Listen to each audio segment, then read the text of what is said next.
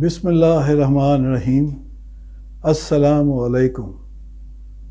हमेशा की तरह मैं आपका होस्ट डॉक्टर सैयद नुमान मशहदी एंजा दिलदार मेमोरियल वेलफेयर फाउंडेशन के लेटेस्ट कैंप के बारे में आपको बताने के लिए हाजिर हुआ। आज मैं आपको 24 मार्च 2024 को होने वाले प्री मेडिकल कैंप के बारे में बताऊंगा। हस्ब मामूल हम तकरीबन 8:30 बजे लाहौर से रवाना हुए और आज भी हमारे साथ डॉक्टर ख्वाजा महबूब साहब शामिल थे साथ, और माशाल्लाह वो काफ़ी बाकायदगी से हमारे साथ कैंपों में जा रहे हैं। हमारे पुराने दोस्त हैं, कुलीग हैं, बड़े सीनियर डॉक्टर हैं। लाहौर के 4-5 बड़े अस्पताल जिनमें जावेद शरीफ कार्डियोलॉजी है, गंगाराम है, जनरल अस्पताल है, लेडी ब्लिंगडन हॉस्पिटल है, इनमें मेडिकल सुपरिटेंडेंट के तौर पर काम कर चुके हैं और आजकल रज़ाकाराना तौर पे ये हमारे मुख्तलिफ़ कैंप्स में भी तशरीफ़ ला रहे हैं और बड़ी मेहनत से और बड़ी शफ़क़त से, बड़े खलूस से मरीज़ों को देखते हैं और उनको मुनासिब अद्वियात फराहम करते हैं। तो तकरीबन 10 बजे हम लोग कैंप पे पहुँच चुके थे और हम लोगों ने फिर मरीज़ देखने शुरू कर दिए। आज की एक ख़ास बात ये थी कि एक बिल्कुल नौजवान मरीज़ था जिसको टीबी हो चुकी थी और वो खासी दूर से हमारे पास आ रहा था। उसको किसी ने बताया कि टीबी या खांसी वगैरह के मरीज़ जो हैं उनका बड़ा अच्छा इलाज यहाँ पे होता है और मुफ्त में होता है। चुनाचे फिर वो हमारे पास आया और हमने उसका स्पूटम टेस्ट किया, जीन एक्सपर्ट टेस्ट किया, एक्सरे वगैरह किया, तो कंफर्म हो गया कि उसको टीबी है। चुनाचे फिर उसे समझाया गया कि आपने 6 माह दवाई लेनी और ये 6 माह की दवाई जो है आपको बिल्कुल मुफ्त मिलेगी। पहले 2 माह में आपको ज़रा दवाई जो है वो सख्त होगी जिसमें कि 4 किस्म की एंटीबायोटिक्स इस्तेमाल होगी और उसके बाद फिर जो बाकी 4 माह हैं उनमें छोटी गोलियां दी जाती हैं जिसमें 2 किस्म की एंटी ट्यूबरकुलस दवाइयाँ जो है वो शामिल होती हैं। तो उसने रज़ामंदी का इजहार किया। चुनांचे हमने उसको 1 माह की दवाई दी और जब 1 माह के बाद वो आया तो उसके सिम्टम्स में काफ़ी बेहतरी आ चुकी थी। खांसी तकरीबन बंद हो गई हुई थी, बुखार भी नहीं हो रहा था और कुछ सेहत भी बेहतर हो रही थी। जब हमने बलगम चेक कराई तो वो भी नेगेटिव हो गई हुई थी, लेकिन हमने उसे समझाया कि आपने ये दवाई छोड़नी नहीं है। इसमें सबसे बड़ा मसला हमारे मुल्क में यही है कि 15 दिन या महीना जब कोई पेशेंट दवाई लेता है तो फिर वो ये सोचता है कि बस अब मैं ठीक हूँ, अब मुझे किसी किस्म की दवाई खाने की ज़रूरत नहीं है।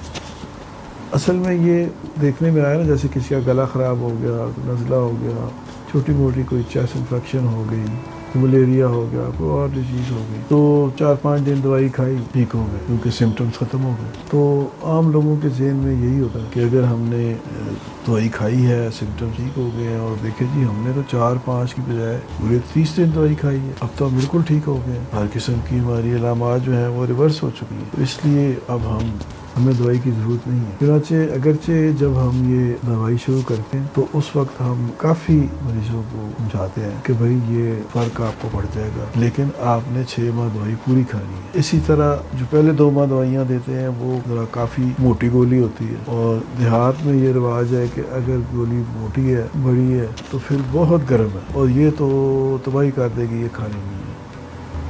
चुनांचे अगर हम 4 गोलियां खाएं तो वो अगर अव्वल तो खाएंगे ही नहीं, 4 दिन के बाद छोड़ देंगे कि जी वो तो बहुत गर्म थी, हमें तो चक्कर आ गए, ये हो गया वो हो गया। उसके बाद अगर खाएंगे भी तो 2 गोलियां कर लेंगे या 1 गोली सुबह शाम खाने लग जाएंगे। अब उन्हें हम समझाते हैं कि भाई आपने ये खाने से 10-15 मिनट पहले खानी है या खाली पेट जितना भी मैक्सिमम हो सके आधा घंटा पहले कर लें, 15-20 मिनट तो करें ही करें। मगर वो इस चीज़ को नहीं समझते और वो समझते हैं कि अगर हमने इस तरह दवाई खाई तो ये तो बड़ा नुकसान देगी, तो फिर वो दवाई सही नहीं खाते या दवाई महीने के बाद छोड़ देते हैं। अब इससे बड़ा नुकसान होता है क्योंकि जब मरीज़ एक दवाई खाता है, कुछ अर्से के बाद छोड़ देता है, फिर खाता है, फिर छोड़ देता है या पूरी डोज भी नहीं खाता, तो फिर वो फ़ायदे की बजाय नुकसान हो जाता है और दवाइयों के ख़िलाफ़ रेजिस्टेंस डेवलप कर जाती है। अब ये जो रेजिस्टेंस डेवलप कर जाती है उससे फिर ये होता है कि उसको आम दवाइयों से आराम ही नहीं आता, तो बड़े मसाइल खड़े हो जाते हैं। इसलिए हम उन्हें बड़ा समझाते हैं कि आप लोग दवाई एक तो रेगुलर 6 माह खानी है, 6 माह के बाद भी हम फिर स्पूटम टेस्ट भी करेंगे, फिर हम चेस्ट एक्सरे भी करेंगे, फिर हम देखेंगे कि आया पहले जो एक्सरे था उस पर जो अलामात थी وہ اب ٹھیک ہو گئی ہیں یا نہیں، جو لیٹسٹ ایکس رے ہے. اسی طرح سے جو ٹی بی کے جراثیم اس وقت نظر آ رہے تھے، وہ سارے جراثیم جو ہیں وہ اب سپوٹم میں سے غائب ہو گئے ہیں یا نہیں ہوئے. تو اس طریقے سے ان کو سمجھایا بہت جاتا ہے، لیکن بڑا زیادہ ہمیں فالو اپ کرنا پڑتا ہے. بار بار کئی دفعہ گھر سے بلا کے ان کو کہنا پڑتا ہے کہ بھئی آپ آ جائیں. تو یہ جو پیشنٹ ہے اس کو بھی شروع میں ہمیں سمجھانا پڑا، لیکن پھر اس کو سمجھ آ گئی. ایک اور کمپلینٹ اس نے یہ کی جو کہ اکثر مریض کرتے ہیں کہ پیشاب کا رنگ لال ہو گیا جی، وہ بڑی گرم تھی جی، وہ تو خون آنے لگ گیا. تو یہ بھی ہم نے سمجھاتے ہیں کہ بھئی یہ خون نہیں آتا، بلکہ یہ دوائی کا کلر آتا ہے پیشاب میں، تو اس سے آپ گھبرائیں نہ. تو الحمدللہ بڑی خوشی ہے کہ یہ جو پیشنٹ تھا اس نے 6 ماہ دوائی کھائی، نوجوان تھا، اور اس سے وہ بالکل تندرست ہو گیا. تو الحمدللہ کافی بڑی تعداد میں ہمارے پاس ٹی بی کے مریض آ رہے ہیں اور مسلسل صحت یاب بھی ہو رہے ہیں. چنانچہ ہم نے یہ کیمپ جو ہے وہ تقریباً 2:30 بجے تک جاری رکھا، اور میں نے بھی ڈاکٹر خواجہ محبوب صاحب، ہم نے مختلف مریض جو ہیں وہ دیکھے. اور اسی طرح جو آنکھوں والوں کا آفس تھا وہاں پہ بھی تمام مریض جو ہیں آنکھوں کے، ان کو چیک اپ بھی کیا گیا، اینکیں بھی دی گئیں، اور جو کوئی آپریشن والے مریض آئے ان ساروں کو جو ہے لسٹ میں اندراج کر لیا گیا، تاکہ جب جس دن ماہانہ کیمپ ہو اس میں ان کو دیکھا جائے. اور تقریباً 2:30 بجے ہم لوگ واپس لاہور کی طرف نکل پڑے. میں اپنے سب بہن بھائیوں کو اپیل کرتا ہوں کہ آپ لوگ اینزا دلدار فاؤنڈیشن کے غربت اور بیماری کے خلاف جاری کردہ جہاد میں پرزور طریقے سے شرکت کریں. اور اس میں شرکت کے 6 طریقے ہیں. پہلا طریقہ یہ ہے کہ اگر آپ ڈاکٹر ہیں، اگر آپ نرس ہیں، ڈسپینسر ہیں، لیب ٹیکنیشین ہیں، تو آپ سال میں 1 یا 2 مرتبہ چند گھنٹے رضاکارانہ طور پر عطیہ کریں، ہمارے ساتھ کیمپ میں جائیں اور وہاں جا کر اس جہاد میں شامل ہوں. دوسرا طریقہ یہ ہے کہ اگر آپ کے گھر میں کوئی کتابیں، ٹیکسٹ بکس، کوئی دیگر گھریلو اشیاء جو فالتو پڑی ہوئی ہیں، وہ سب اشیاء آپ ہمیں عطیہ کر سکتے ہیں، اور اس کے لیے آپ ہمیں پارسل بھی بھجوا سکتے ہیں، یا لاہور اور اس کے گرد و نواح میں آپ ہیں تو آپ ہمارے فون پر رابطہ کریں تو ہمارا نمائندہ آپ سے اس کو آپ کے گھر سے کلیکٹ کر لے گا. تیسرا طریقہ یہ ہے کہ اگر آپ کے گھر میں کوئی میڈیکل آلات پڑے ہیں، جیسے ویل چیئر ہے اور گلوکومیٹر ہے یا دیگر اشیاء ہیں، بلڈ پریشر پیٹس ہے، تو ان سب چیزوں کو عطیہ کرنے کے لیے اگر وہ آپ کے استعمال میں فالتو پڑی ہوئی ہیں تو آپ ہمارے نمبر پر فون کریں اور ہم آپ کے گھر سے یہ تمام اشیاء کلیکٹ کرا لیں گے.